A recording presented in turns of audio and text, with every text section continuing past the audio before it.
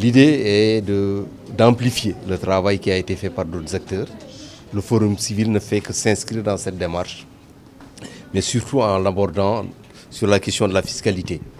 Nous avons estimé, à travers les études et une revue documentaire, qu'effectivement le système de taxation au Sénégal sur le tabac est à revoir, dans le sens d'aller vers les standards de la banque de l'OMS qui indique des plafonds ou des seuils sur la taxation pour pouvoir diminuer l'addiction au tabac et le tabagisme et recouvrer des ressources importantes pour financer et impacter positivement le système de santé publique.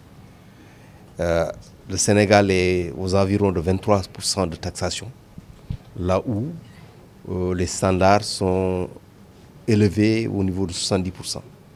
Donc nous avons là un plan de progression que nous croyons que ce plaidoyer-là pourra permettre aux acteurs de travailler dans le sens de rehausser donc la taxation sur le tabac à des niveaux acceptables. Et surtout, aller au-delà de la taxe spécifique sur le tabac et même envisager d'autres systèmes de taxation.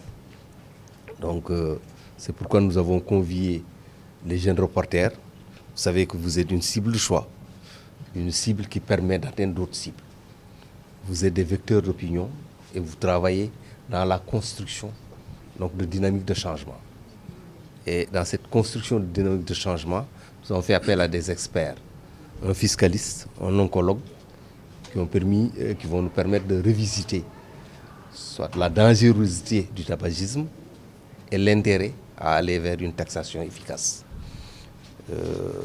Donc je suis là aussi avec des partenaires de la société civile et de la Convention des jeunes reporters qui auront certainement aussi à dire tout le sens qu'ils donnent à cet atelier que nous allons dérouler aujourd'hui, que nous sommes en train de dérouler. Quelles sont les attentes? Les attentes, c'est d'abord une claire compréhension des enjeux, une maîtrise du système de taxation et surtout être les porteurs de ce désir d'aller vers une taxation juste, une taxation efficace. Parce que ce qui est visé à travers la taxation, ce n'est pas uniquement de recouvrer des ressources au niveau de l'État. C'est essentiellement arriver à un niveau de dissuasion qu'il soit que le prix du tabac, que le prix de la cigarette soit suffisamment dissuasif pour diminuer la facilité de l'obtention du produit et de sa consommation.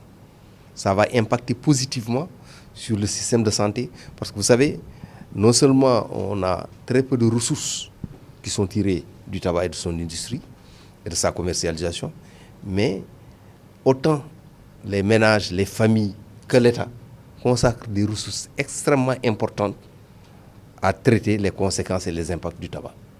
Donc il est temps de s'arrêter et se dire que non, il faut aller dans un autre sens.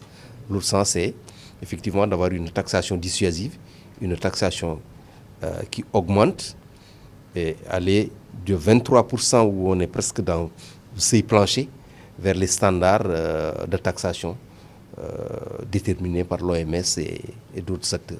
Nous voulons plutôt aller vers l'utilisation du cadre légal qui est là et le faire respecter, le faire appliquer. Vous savez que le tabac, l'usage du tabac est du régime des libertés, mais il doit être encadré.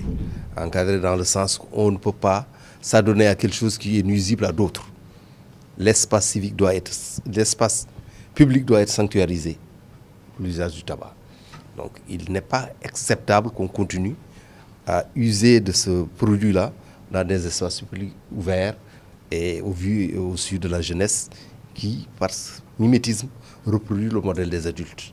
Donc nous allons aussi, de concert avec les autres acteurs de la société civile, travailler à un meilleur respect et à une meilleure application des textes et du cadre légal.